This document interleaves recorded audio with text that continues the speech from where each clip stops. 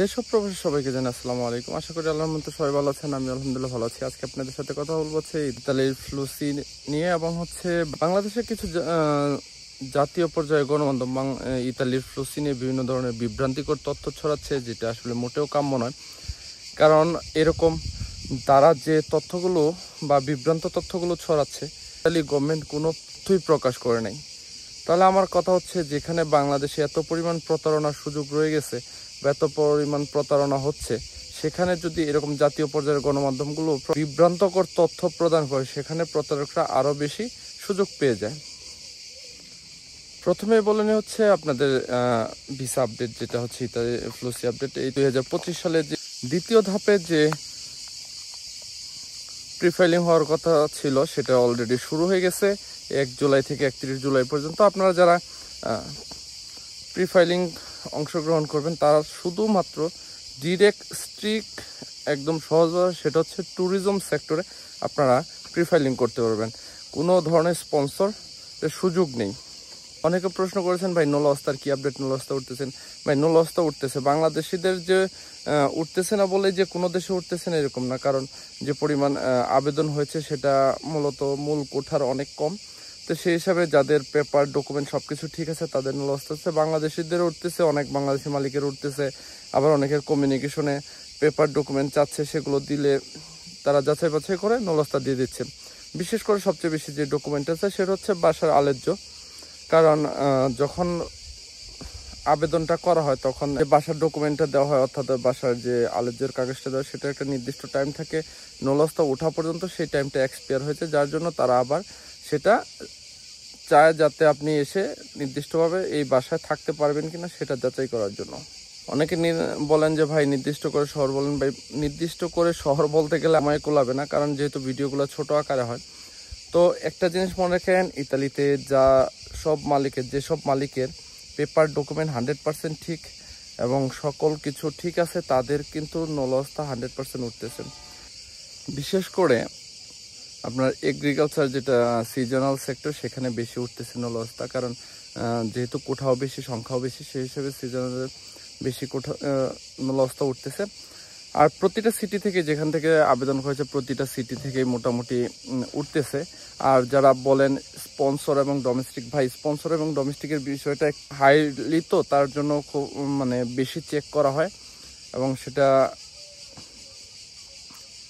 কঠোরভাবে চেক করা হয়, যাতে কোনো সমস্যা না হয়। আমি আপনাদেরকে কয়েকটা স্ক্রিনে ছবি দেখাচ্ছি। এই ধরনের যদি জাতীয় সংবাদ মাধ্যমগুলো এরকম বিভ্রান্তিকর তথ্য প্রকাশ করে, তাহলে মনে করেন বাংলাদেশে যেহেতু এত পরিমাণ প্রতারণা হচ্ছে, তো এই সুযোগগুলো নিয়ে কতটুকু প্রতারণা করবে।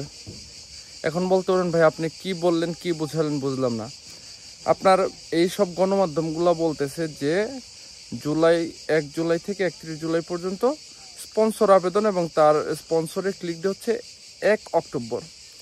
আদতে ইতালি গভর্নমেন্ট এ ধরনের কোনো ঘোষণাই করেনি। হ্যাঁ, ঘোষণা হয়েছে সেটা হচ্ছে 1 জুলাই থেকে 31 জুলাই পর্যন্ত ট্যুরিজম সেক্টরে প্রিফাইলিং হবে, 1 অক্টোবর তার ক্লিক ডে। এটা কিন্তু স্পন্সর নয়। স্পন্সর এবং হচ্ছে আপনার সিজনালের মধ্যে আসমান আর জমিন ফারাক, পার্থক্যটা আসমান আর জমিনের মতো। তো ইতালি গভর্নমেন্ট সরাসরি বলে দিয়েছে এটা সিজনাল ট্যুরিজম সেক্টর। সেখানে গণমাধ্যমগুলো বলতেছে স্পন্সর স্পন্সর স্পন্সর। আমার জানতে ইচ্ছা করে, যারা এই নিউজগুলো করে, তারা আদতে কি ইতালির ভিসা সম্পর্কে কোনো ন্যূনতম জ্ঞান রাখে কিনা? বলতে পারেন আপনি কি রাখেন? ভাই আমি কিছুই রাখি না, কিন্তু আমি যেটুকু বলি, যারা আমার নিয়মিত ভিউয়ার্স আছেন, যারা আমার ফলোয়ার আছেন, আমার ভিডিও দেখেন, তারা অবশ্যই জানেন যে আমি স্প্লিট যেটা বলার চেষ্টা করি এবং যেটা সঠিক এবং ভ্যালিড মাধ্যম থেকে প্রাপ্ত তথ্য এবং ওয়েবসাইট থেকে, সরকারি মাধ্যম থেকে পাই, সেটাই আপনাদেরকে দেওয়ার চেষ্টা করি।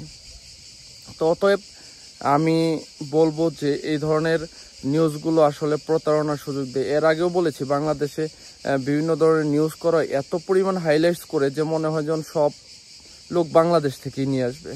আসলে এরকম না, কারণ 33টা দেশ থেকে লোক আনা হয়, সেখানে বাংলাদেশে কিছু লোক কোঠা পায়, সেটা হতে পারে 10,000 20,000, কিন্তু তাই বলে যে 50,000 60,000 পায় এরকম না। কারণ 33টা দেশে যদি আপনি 1 লাখ 1.5 লাখ লোক ভাগ করেন, কয়টা পড়ে?